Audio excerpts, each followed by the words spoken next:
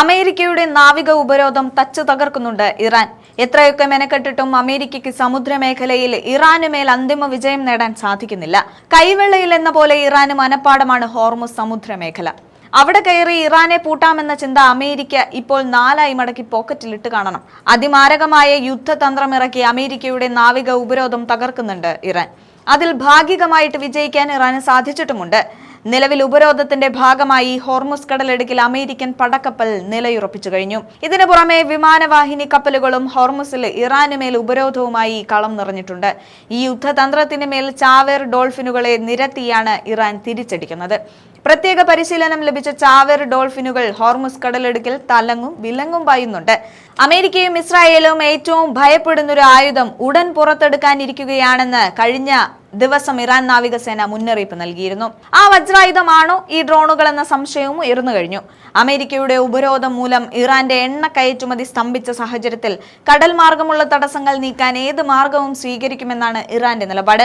ഇതിന്റെ ഭാഗമായാണ് അത്യാധുനിക AI സംവിധാനങ്ങളെ പോലും വെല്ലുവിളിക്കാൻ ശേഷിയുള്ള സമുദ്രജീവികളെ ഇറാൻ യുദ്ധരംഗത്തിറക്കുന്നത്. വെറും മിസൈലുകളും ഡ്രോണുകളും ഉൾപ്പെടുന്ന പരമ്പരാഗത യുദ്ധതന്ത്രത്തിൽ ഒതുങ്ങുന്നതല്ല ഇറാന്റെ പ്രത്യാക്രമണമെന്ന് റിപ്പോർട്ട് ചെയ്തത് അമേരിക്കൻ മാധ്യമമായ വാൾ സ്ട്രീറ്റ് ജേണലാണ്.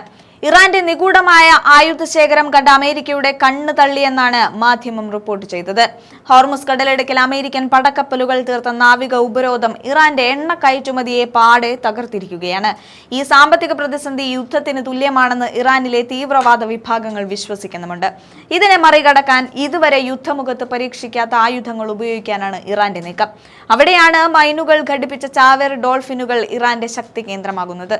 സോവിയറ്റ് യൂണിയന്റെ പതനത്തിന് ശേഷം 2000-ലാണ് ഇറാൻ ഈ വിദ്യ സ്വന്തമാക്കിയത്. റഷ്യൻ നാവികസേനയ്ക്ക് വേണ്ടി പ്രത്യേകം പരിശീലനം ലഭിച്ച കൊലയാളി ഡോൾഫിനുകളെയും മറ്റ് സമുദ്ര ജീവികളെയും അന്ന് ഇറാൻ വിലയ്ക്ക് വാങ്ങിയിരുന്നു. സെവാസ്റ്റോപോളിലെ പസഫിക് നാവിക താവളത്തിൽ നിന്ന് പരിശീലനം സിദ്ധിച്ച ഈ ഡോൾഫിനുകൾക്ക് ശത്രുക്കളുടെ മുങ്ങിക്കപ്പലുകളെ അവയുടെ പ്രൊപ്പലറിന്റെ ശബ്ദത്തിൽ നിന്ന് തിരിച്ചറിയാൻ സാധിക്കും. കടലിനടിയിലൂടെ അതിവേഗത്തിൽ സഞ്ചരിക്കാൻ കഴിയുന്ന ഡോൾഫിനുകളുടെ ശരീരത്തിൽ സ്ഫോടക വസ്തുക്കളും മൈനുകളും ഘടിപ്പിച്ചാണ് ആക്രമണത്തിന് സജ്ജമാക്കുന്നത്.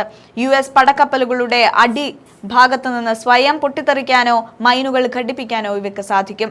സോണാർ സംവിധാനങ്ങളെ വെട്ടിച്ച് അതിവേഗം സഞ്ചരിക്കാൻ കഴിയുന്നതിനാൽ ഇത്തരം ജീവികളെ പ്രതിരോധിക്കുന്നത് അമേരിക്കൻ നാവികസേനയ്ക്ക് വലിയ വെല്ലുവിളിയാകുമെന്ന് ഉറപ്പാണ്.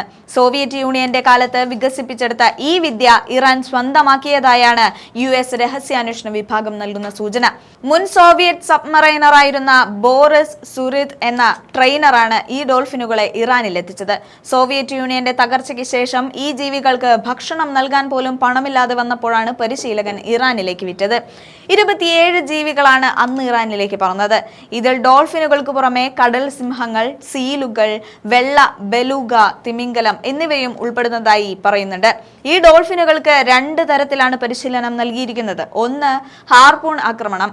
അതായത് ശത്രുക്കളുടെ ഡൈവർമാരെ പുറത്ത് ഘടിപ്പിച്ച ഹാർപൂണുകൾ ഉപയോഗിച്ച് ആക്രമിക്കാനോ അവരെ കടലിൽ ഉപരിതലത്തിലേക്ക് വലിച്ചിഴച്ച് തടവുകാരാക്കാനോ ഇവയ്ക്ക് സാധിക്കും. 2, ചാവേർ ദൗത്യം. അതായത് ശരീരത്തിൽ മൈനുകൾ ഘടിപ്പിച്ച് ശത്രുക്കളുടെ കപ്പലുകൾക്ക് അടിയിലേക്ക് കുതിക്കുകയും കപ്പലിന്റെ അടിഭാഗത്ത് ഇടിച്ച് സ്ഫോടനം നടത്തുകയും ചെയ്യുകയാണ് രീതി. ഇത്തരം ജീവികൾക്ക് സോണാർ സംവിധാനങ്ങളെ വെട്ടിച്ച് അതിവേഗം സഞ്ചരിക്കാൻ കഴിയുന്നതിനാൽ അമേരിക്കൻ പടക്കപ്പലുകൾക്ക് ഇവ വലിയ ഭീഷണിയാണ് സൃഷ്ടിക്കുന്നത്.